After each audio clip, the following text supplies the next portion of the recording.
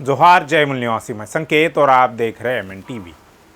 UCC यानी uniform civil code और देश भर में आदिवासियों पर हो रहे अत्याचारों के खिलाफ सोमवार को कल राष्ट्रीय आदिवासी एकता परिषद द्वारा भारत बंद का आह्वान किया गया था, जिसका देश के कई हिस्सों में असर देखने को मिला।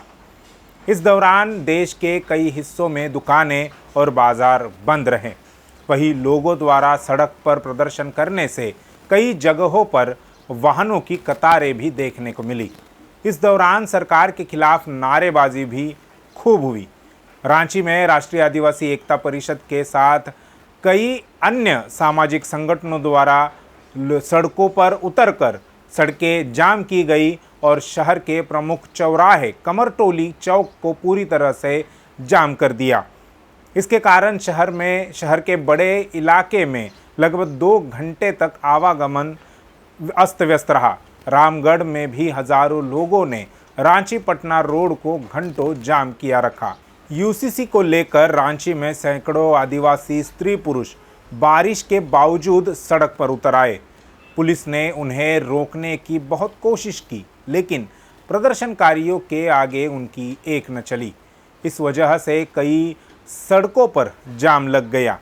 कमरटोली पर लगभग 2 घंटे तक जाम करने के बाद वहां के लोगों ने राजभवन तक मार्च किया।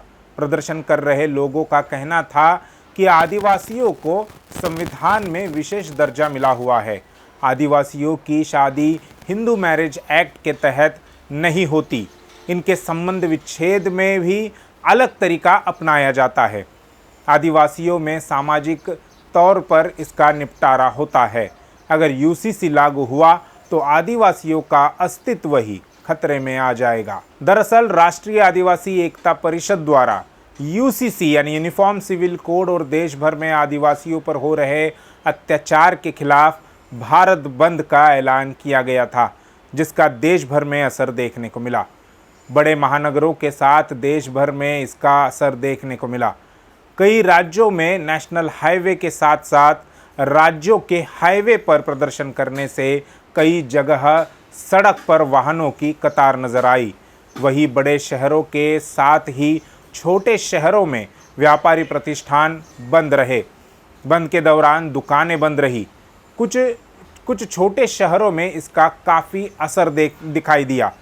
छोटे शहरों में बाजार दुकानें बंद रहने से सन्नाटा छाया रहा। इस दौरान प्रदर्शनकारियों ने आरोप लगाया कि भारत के विभिन्न राज्यों में निवास करने वाले आदिवासियों की संस्कृति और पहचान समाप्त करने के लिए एवं विकास के नाम पर आदिवासियों को जल, जंगल और जमीन से बेदखल करने की कोशिश की जा रही है। इसके लिए संसद द्वारा असंवैधानिक कानून बनाए जा रहे हैं। इन कानूनों पर तत्काल रोक लगाने की मांग की गई।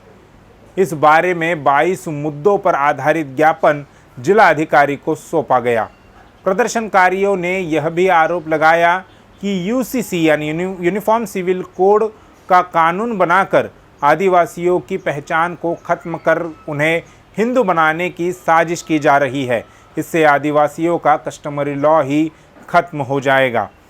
यही नहीं तो आदिवासियों को मिली अनुसूचित जनजाति, यह जो संवैधानिक पहचान है, उसे भी खत्म कर दिया जाएगा और तमाम तरह के संवैधानिक अधिकार खत्म करने का खतरा भी पैदा हो जाएगा।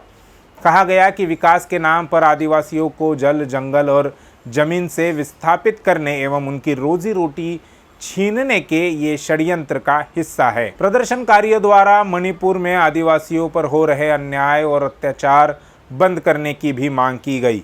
इसके अलावा जंगलों से आदिवासियों को बेदखल करने, आदिवासियों के गांवों को राजस्व गांव घोषित करने, धर्म परिवर्तन के नाम पर आदिवासियों में झगड़ा लगाने, आदिवासियों के महापुरुषों के बारे में झूठा इतिहास एवं साहित्य का निर्माण कर आदिवासियों का विकृतीकरण बंद करने, जंगलों का निजीकरण कर पूंजीपतियों की घुसपैठ रोकने, आदिवासियों के संविधान में जो अनुच्छेद 25 के तहत धार्मिक स्वतंत्रता का अधिकार मिला है, उसके हनन करने के लिए, हनन ना हो इसके लिए भूमाफिया द्वारा आदिवासियों को झूठे मुकदमों में फंसाकर उनकी जमीनों पर जबरन कब्जा करने और आदिवासियों को वनवासी कहकर आदिवासी की मूल पहचान खत्म करने के साथ ही अन्य मुद्दे इस भारत बंद आंदोलन में शामिल किए गए थे। यूसीसी के विरोध में राष्ट्रीय आदिवासी एकता परिषद ने अब तक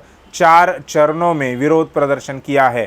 पहला चरण 8 जुलाई को जिला स्तर पर धरना प्रदर्शन, दूसरे चरण में 18 जुलाई को प्रखंड स्तर पर धरना प्रदर्शन और तीसरे चरण में 27 जुलाई को जिला स्तर पर रैलियों का आयोजन किया गया। वहीं चौथे चरण में सोमवार यानी कल 7 अगस्त को भारत बंद का ऐलान किया गया था, जिसका असर देश भर में देखने को मिला। राष्ट्रीय आदिवासी एकता परिषद ने केंद्र सरकार से यह भी कहा है कि यदि उनके मुद्दों पर सरकार सकारात्मक विचार कर निर्णय नहीं करती तो वह इससे भी उग्र आंदोलन कर सकते हैं।